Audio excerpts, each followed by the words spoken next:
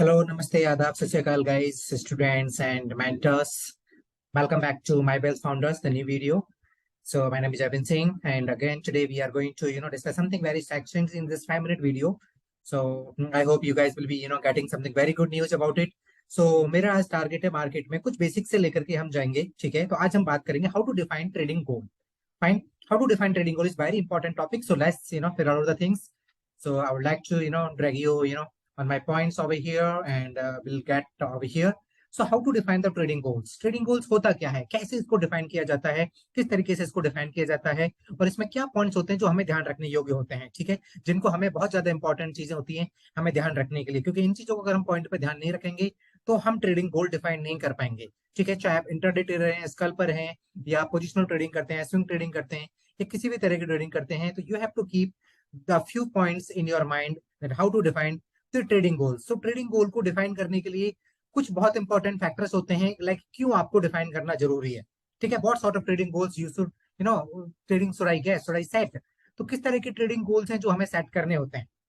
The precise trading goals can help you enhance your profitability जो होती है आपकी बहुत ज्यादा इंप्रूव हो जाती है. आपका जो मिटिगेटेड रिस्क है वो बहुत कम हो जाती है, ठीक है, और आपका ट्रेडिंग कॉन्फिडेंस है वो कहीं बहुत ज्यादा बढ़ जाता है. तो इसलिए सबसे इंपॉर्टेंट फैक्टर्स होती है कि आपको अपने ट्रेडिंग गोल्स को सेट करना होता है. एक बार जब आपके ट्रेडिंग गोल सेट हो जाएंगे तो आपको पता चल जाएगा कि आपको नेक्स्ट वे में कहाँ जाना है. तो सबसे पहला जो हमारा पॉइंट आता है, ठीक है, how to define trading goals, ठीक है. सो उसके लिए हम बात करते हैं रिस्क कंट्रोल.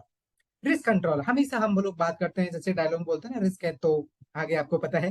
तो the point is risk control. अगर आपको इस पर कंट्रोल कर लिया तो ट्रेडिंग आपके कंट्रोल में हो जाएगी. अगर ये आपके कंट्रोल में नहीं है तो ट्रेडिंग भी आपके कंट्रोल में नहीं होगी. तो रिस्क को कंट्रोल करना बहुत इंपॉर्टेंट है. अगर हम जब रिस्क कंट्रोल की हम बात करते हैं क्या है, तो आपने देखा होगा लॉट ऑफ ट्रेडर, बहुत ज्यादा जो ट्रेडर्स होते हैं मोस्टली एंड में जाकर के लॉस हो जाता है उनका, ठीक है. जो बिगिनर्स होते हैं मोस्टली ये इंटरमीडिएट ट्रेडर्स होते हैं, क्योंकि वो अपने प्लान मैनर में रिस्क को कंट्रोल करने के लिए वर्कआउट नहीं कर पाते, ठीक है. अगर आपको प्लान मैनर में आप वर्कआउट कर पाते हैं तो आपको एक रेशियो मिलेगा, एक परसेंटेज मिलेगी रिस्क को डिफाइन करने की. वो हो सकती है आपकी 0.50%, 1%, 2%. मैं कहता हूँ 2% इज सफिशियंट, और इसके ऊपर अगर आप रिस्क ले रहे हैं तो आप critical to be longer term success में जा रहे हैं. मतलब आप लॉन्गर टर्म में मार्केट में सक्सेस नहीं हो पाओगे अगर आप 2% से ज्यादा रिस्क ले रहे हैं अपनी इंट्राडे ट्रेडिंग पर, ठीक है. Positionally something different. सो आज हम बात करें इंट्राडे की जो डे ट्रेडिंग होती है मार्केट में, चाहे वो इंडियन मार्केट है या फॉरेक्स मार्केट है, कॉमेक्स, सीएमएक्स, किसी भी अंडरलाइंस में आप काम करते हैं, तो रिस्क कंट्रोल आपके लिए बहुत इंपॉर्टेंट है, ठीक है. तो जब आप एक परसेंटेज को एक साइड में बना लेते हैं कि हमने 2% का बनाया है, ठीक है, तो 2% आपके दिमाग में क्लियर कट हो गया कि ये मेरा 2% का है. अगर आज मेरे अकाउंट में सपोज टू बी $1000 पर मैं ट्रेड कर रहा हूं तो $1000 का 2% ही मैं रिस्क ले सकता हूं, ठीक है. या मैं $10,000 पे काम कर रहा हूं, ठीक है, तो मैं $200 का ही रिस्क ले सकता हूं. तो अगर आपने ये कंट्रोल कर लिया, ठीक है. समटाइम लोग आपने देखे होंगे, बहुत सारे लोग होते हैं जो ट्रेडिंग करने से पहले अपने एक सेट ऑफ एक जनरल लेजर लेजर एक फॉलो करते हैं, जनरल फॉलो करते हैं, उसमें अपने रूल्स डिफाइन करते हैं कि मेरा 2% का मैं एसएल लगा के रखूंगा मार्केट में. बट लेकिन जब मार्केट पे उनका एसएल आता है तो वहां पे आता है आपका फोमो और फोगो. फोमो फोगो के बारे में बाद में बात करूंगा होता क्या, लेकिन मैं इसके हिंट दे देता हूं. वहां पे आता है आपका फियर एंड ग्रीड फैक्टर, ठीक है. हम ग्रिड की वजह से कि यार कहीं ना कुछ तुक्का लग जाए मार्केट में, व्हेनेवर हमारे एसएल के पास आता है, we started praying about the God, हम भगवान को याद करने लग जाते हैं, ठीक है. डोंट डू दैट गाइस, वो नहीं करना है. Be strict your SL, stop levels जो आपका परसेंटेज है उस पर डिफाइन रखो. लेकिन ये लोग जो बिगिनर्स इंटरमीडिएट ट्रेडर्स होते हैं, ठीक है, ये क्या करते हैं, ग्रिड फैक्टर में आकर के अपने एसएल को नीचे या ऊपर ड्रैग करते जाते हैं, और एंड में जाके वो 2% 5% तक ड्रैग हो जाता है. और फिर जब उनको पैनिक जोन में जाते हैं, ठीक है, पैनिक जोन में जाने के बाद में वहां से उनका आपका पोजीशन क्लोज करते हैं और आप सीधे डायरेक्टली काफी नीचे पोजीशन पे आ चुके होते हैं. सेकंड पॉइंट हमारा होता है effort to reward ratio. Reward ratio क्या है, रिस्क को मैंने बताया 2%, तो रिवॉर्ड रेशियो क्या हो सकता है. रिस्क रिवॉर्ड रेशियो जानना बहुत जरूरी होता है मार्केट में, ठीक है. एफर्ट टू रिवॉर्ड रेशियो इसका मतलब होता क्या है, जैसे कि हम कोई गोल डिसाइड करते हैं मार्केट में, ठीक है, या तो हम मार्केट में जो हमारा रिवॉर्ड रेशियो है वो किसी के बोलने पे करते हैं, ठीक है, या मार्केट में कुछ सब बहुत सारे लोग हैं जो 1:1 का रेशियो लेके काम करते हैं.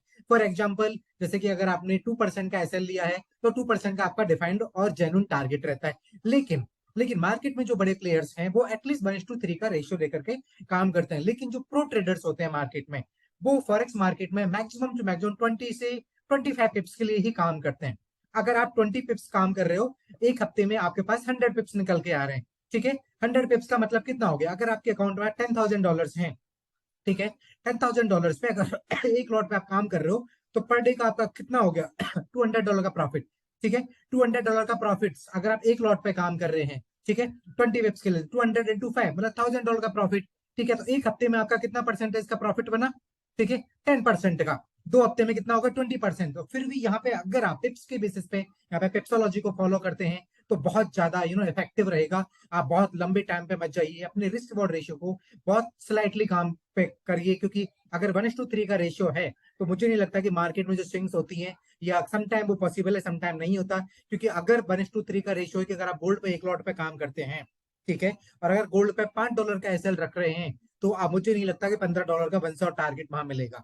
ठीक है, और ना ही कोई जो बड़े ट्रेडर्स होते हैं हमारे तरह के जो फंड मैनेजर्स हैं, वो इस चीज को यूज नहीं करते। सो इसलिए एक जेन्युइन टारगेट यहाँ पे डिफाइन करें।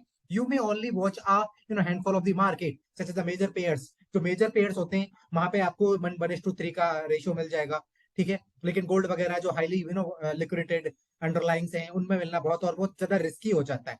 ठीक है, अगर मैं आपको बोलता हूँ गोल्ड में $2 का आप लगा के $10 या $15 का टारगेट आप डिफाइन करें, तो विच इज नॉट पॉसिबल। क्योंकि कहीं ना कहीं मार्केट में जो आपके जो मार्केट का जो किल जोन्स हैं, चाहे वो आप यूरोप पे काम कर रहे हो या लंदन किल जोन में कर रहे हो या फिर आप न्यूयॉर्क किल जोन में काम कर रहे हो, वो कहीं ना कहीं वहां पे रिवर्स करने आएगा ही मार्केट का। ठीक है, बिकॉज कहीं ना कहीं मार्केट आपका मार्केट शिफ्ट स्ट्रक्चर करेगा, मार्केट ब्रेकआउट कहीं देगा। ठीक है, तो आपका एसएल हिट हो जाएगा।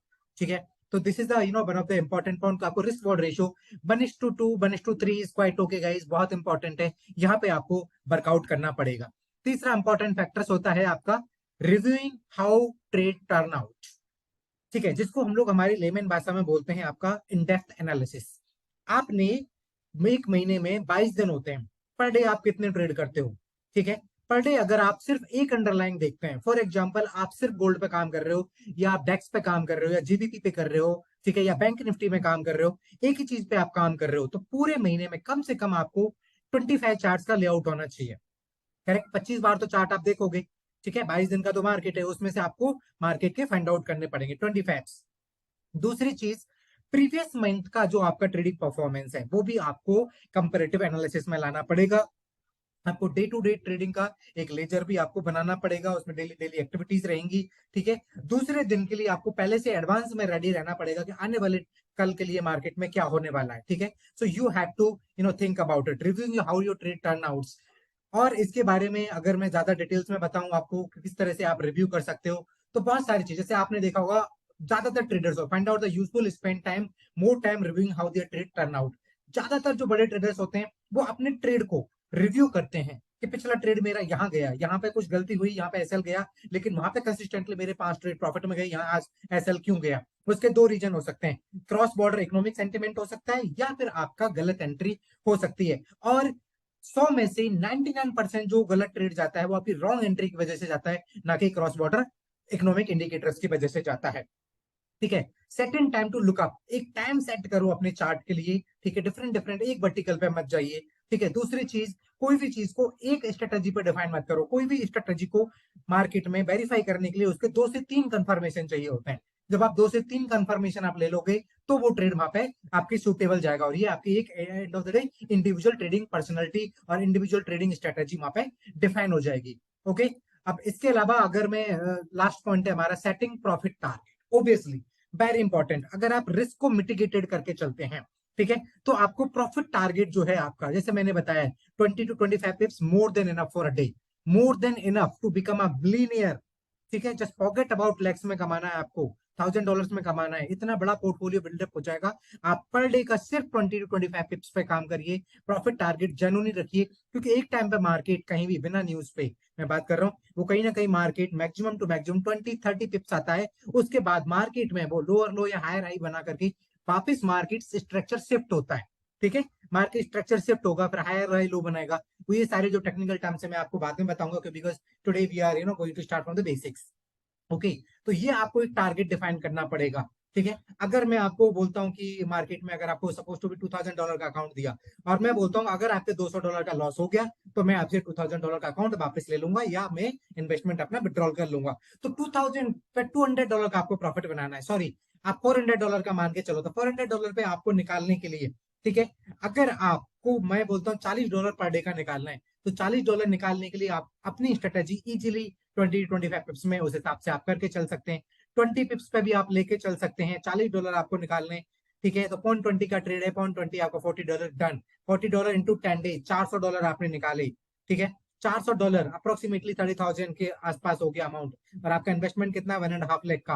Very fantastic return. और अगर आप ये 10 दिन, अगर मान के चलो 10 ट्रेडिंग सेशन वाला 2 हफ्ते में निकाला, बाकी का और 2 हफ्ते आपके पास हैं, ठीक है, तो you can not imagine what kind of portfolio you can build it up. So rules break मत करिए, रिस्क को मिटिगेटेड और डाइवर्सिफाई करके चलिए, ठीक है, और अपना ट्रेडिंग जनरल यहाँ पे आपको इंपॉर्टेंट है, अपना एक डे टू डे बेसिस पे आपको जनरल्स बिल्डअप करके रखना पड़ेगा। यही मेरा एक आइडिया है आज का, और मिलते रहेंगे आगे। हमारी क्लासेस स्टार्ट हो चुकी हैं गाइस, आप भी ज्वाइन करिए क्लासेस को, ठीक है। We are only the one people who are teaching ICT in a practical basis. ICT mentorship हमारी एमडब्ल्यूएफ मेंटरशिप स्टार्टअप हो चुकी है, और आप सभी का स्वागत है। मिनिमम फीसेस में हम आपको सिखा रहे हैं। आप हमारी वेबसाइट www.mybellfounders.com पे विजिट कर सकते हैं, वहां पे आप व्हाट्सएप चैट कर सकते हैं, और जो भी आपकी क्वेरी है आप वहां से सॉल्व कर सकते हैं। Thank you, have a nice day.